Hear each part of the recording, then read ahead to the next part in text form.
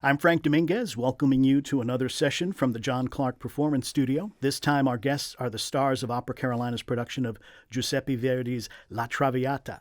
It performs April 20th through the 23rd at the Belk Theater of the North Carolina Blumenthal Performing Arts Center in Charlotte. Joining me here at WDAV are Soprano Melinda Whittington, who plays the role of Violetta, and tenor Dominic Armstrong, who plays Alfredo. And both of them will sing for us during this visit, accompanied by pianist Emily Jarrell Urbanek. And I'm certainly looking forward to that. But first, let's get to know these folks a little bit. Melinda and Dominic, welcome. Thank you. Good to be here. Yeah.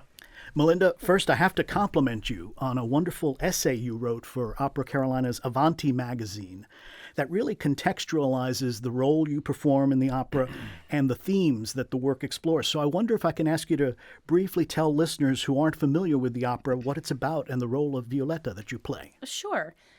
So Violetta is based on a real-life courtesan named Marie, and she was, I think the easiest way for modern audiences to understand is that she was sort of like the Kim Kardashian of her time. So she was really one of the most famous women in Paris. But what's really interesting is that she was basically sold into this trade by her father when she was really young. But then she seems to have kind of worked it to her advantage. So in the story, we don't know if all of this is based on reality, but in the story of Violetta, at least, we meet her at a party, at a florist party. And this is where she meets Alfredo for the first time. And you just sort of get a glimpse into what her life has been like. And she's sick. Now, shocker. Sorry if I'm ruining the ending for everyone. But she's hiding it well. And the act one, after meeting with Alfredo, ends with the big aria Sempre Libera, where she's questioning what's worth more in life, to follow the possibility of love or to keep having this freedom that I enjoy. And so she ends saying, "Forever free. I will always be free." Well, then in Act 2, we see her off off in the country with Alfredo.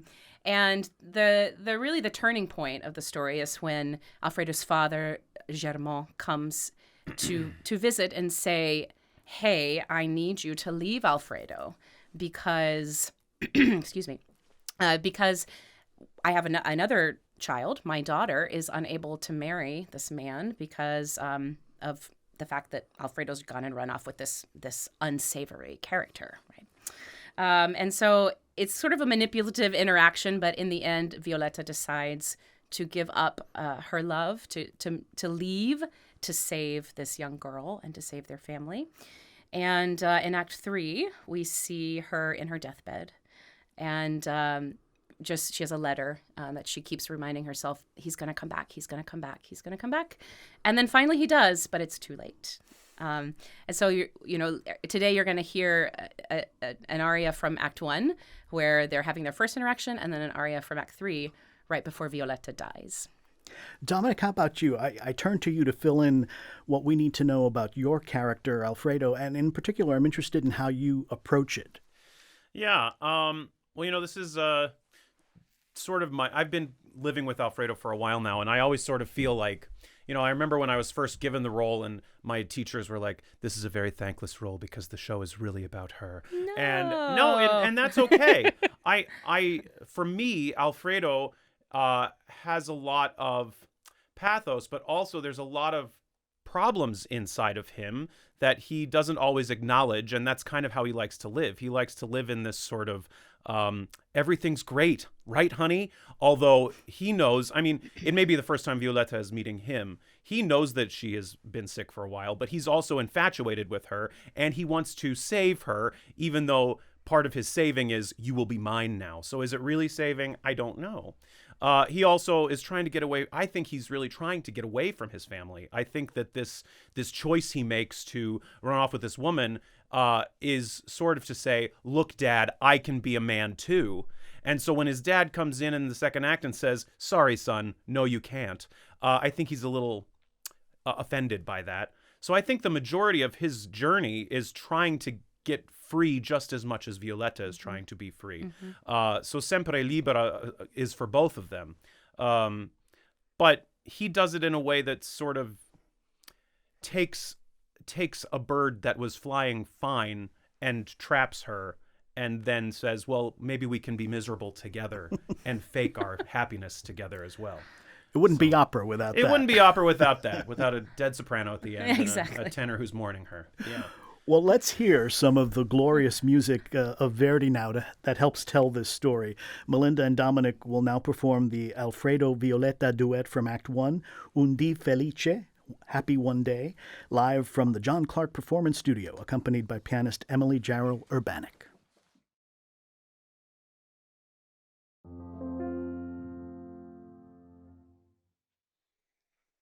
Un dì felice eterea mi balenaste innante e da quel dì tremante vissi d'ignoto d'amor mi regnerò quell'amor che palpito dell'universo intero,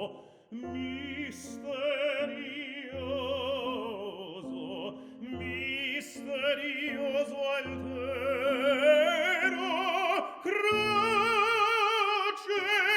croce delizia, delizia il cor.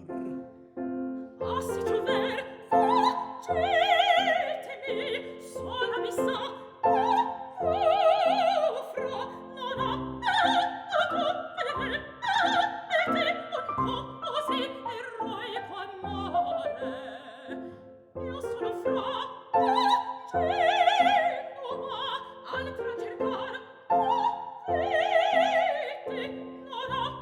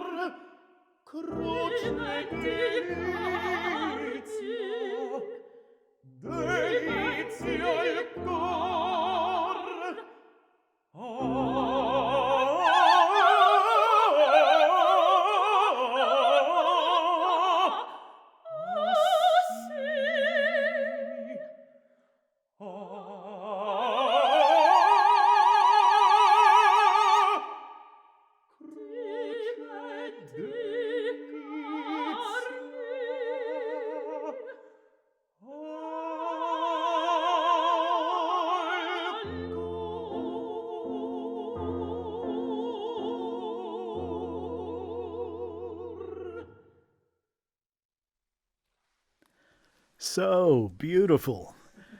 The hopeful duet Un di felice, Happy One Day, from Verdi's La Traviata, performed by soprano Melinda Whittington and tenor Dominic Armstrong. They're playing the roles of the star-crossed lovers in the production from Opera Carolina, playing April 20th through the 23rd at the Belk Theater in Charlotte. It was such a joy to hear not only the blending of your voices, but also to be able to sit up close to you and watch the wonderful charisma that you have, the empathy, the connection that you have in these roles. We often sit in the audience and can hear that in the music and see that in the staging, but to be this up close was really fun for me, and I really thank you for that. It's a great experience. Melinda, this isn't the first time you've played this role. You performed it quite early in your career at a venue that's near and dear to WDAV's heart, the Brevard Music Center, which we featured in concert series for many years. Can I ask you to reflect on playing the role then and revisiting it now as an Sure. established professional? Yeah. So Brevard is also near and dear to my heart. It's where I did my first big leading lady roles. And the first summer I was there, I played Rosalind in Die Fledermaus.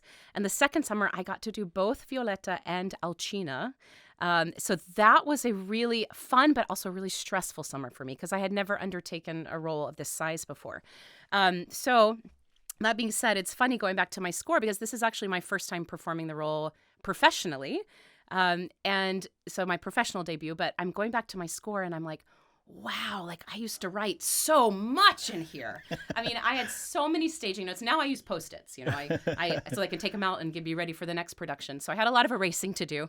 But really, I worried, the one thing I worried about that I had to check when Maestro Mina and I chatted about doing this role was Act One, because especially since having children, my voice is a little bit darker, richer, deeper, and I really, it's always infamously hard for any soprano to navigate what seems to be written for at least two sopranos in this role. And so I just wanted to really check that the Act One aria would still be possible for me with all the coloratura and the runs and the high notes.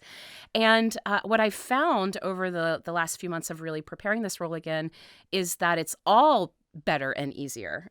So that's a relief.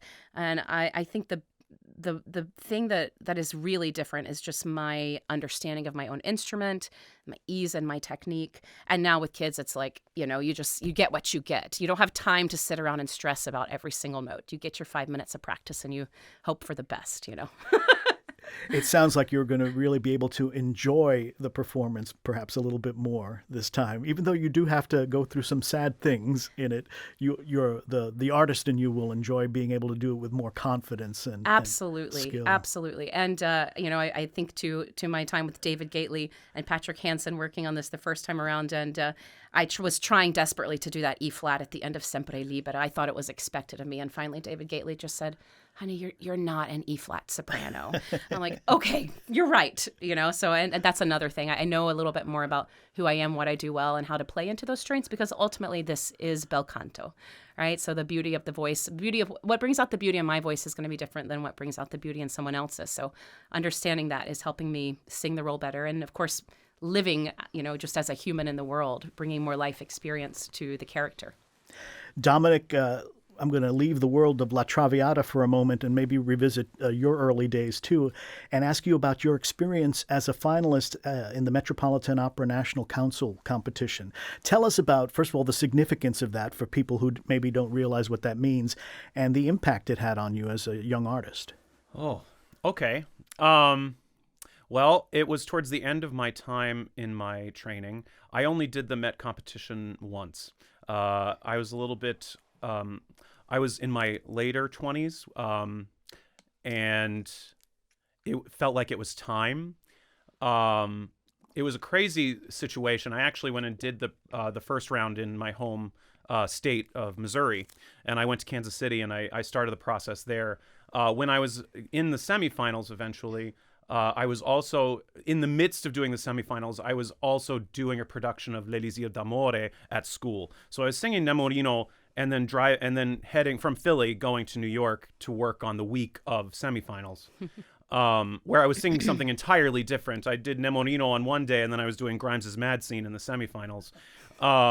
So it was that was a little scary. Then the week of the Met was intense. What they don't tell you after the semifinals is you go the next day and sing the rest of your material for the judges to let you know what you're going to sing for the big concert at the end of the week. And I was exhausted. So I remember that being a bit of a stressor. I was really lucky and fortunate to have a maestro leading the orchestra for that process that was very close to me and was very beneficial to the early part of my career, Stephen Lord, who was at the time head of music at Opera Theater St. Louis. and he was conducting the Met. It was his first time doing that, and my first time singing with them also. It was a very gratifying week. It was the interesting part of that, actually, and something that Melinda was just talking about is learning about what your thing is and what you have to offer the opera world. The week ended, and while I did not make it to the finals, I was in the finals, but I did not make it to the winner's circle. What I do remember is going out of the theater that day and hearing, why didn't Dominic get that? Why didn't that happen for him?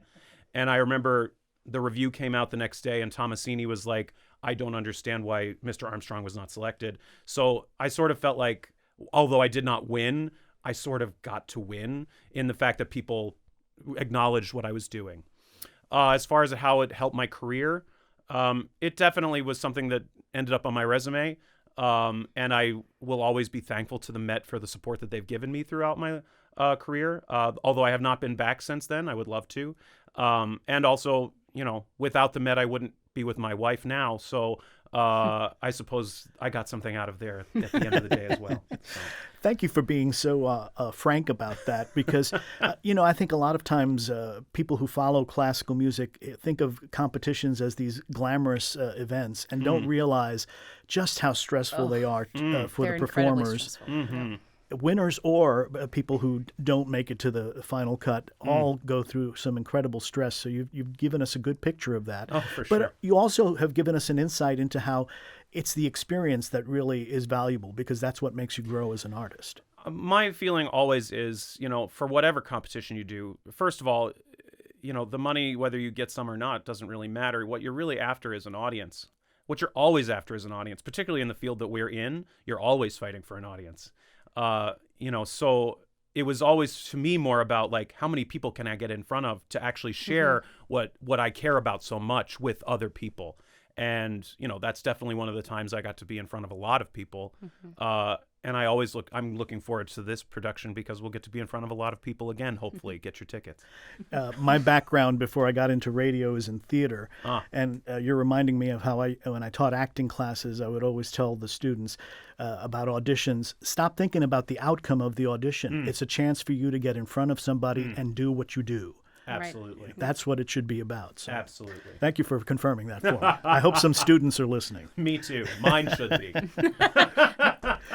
Well, before I let you go, I need to hear one more of these glorious Verdi duets, and this time from later in the story. Melinda and Dominic will now perform their duet from the final act, Parigi, cara, noi lasceremo, We Will Leave Paris, Dear, live from the John Clark Performance Studio at WDAV, and once again accompanied by Emily Jarrell Urbanek.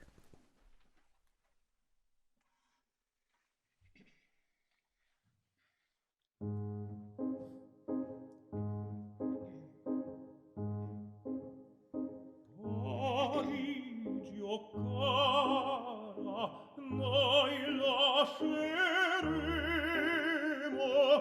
la vita uniti trascorreremo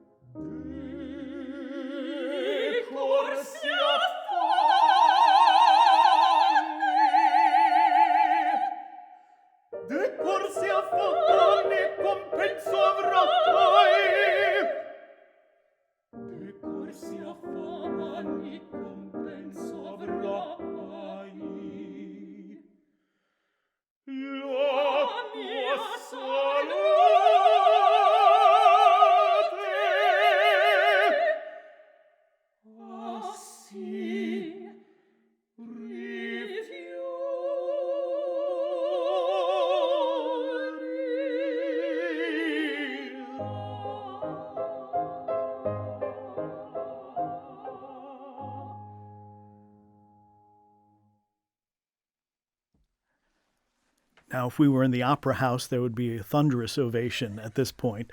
The duet Parigi, cara, noi lasceremo. We will leave Paris, dear, from Verdi's La Traviata, performed by soprano Melinda Whittington and tenor Dominic Armstrong. They're playing the roles of Violetta and Alfredo in the production from Opera Carolina, playing April 20th through the 23rd at the Belk Theater in Charlotte, and they were accompanied by Emily Jarrell Urbanek. Melinda, Dominic, and Emily, thank you so much for visiting with us today to give us this lovely preview. It's really Thank been you. a pleasure. Yeah. From the John Clark Performance Studio at WDAV, I'm Frank Dominguez.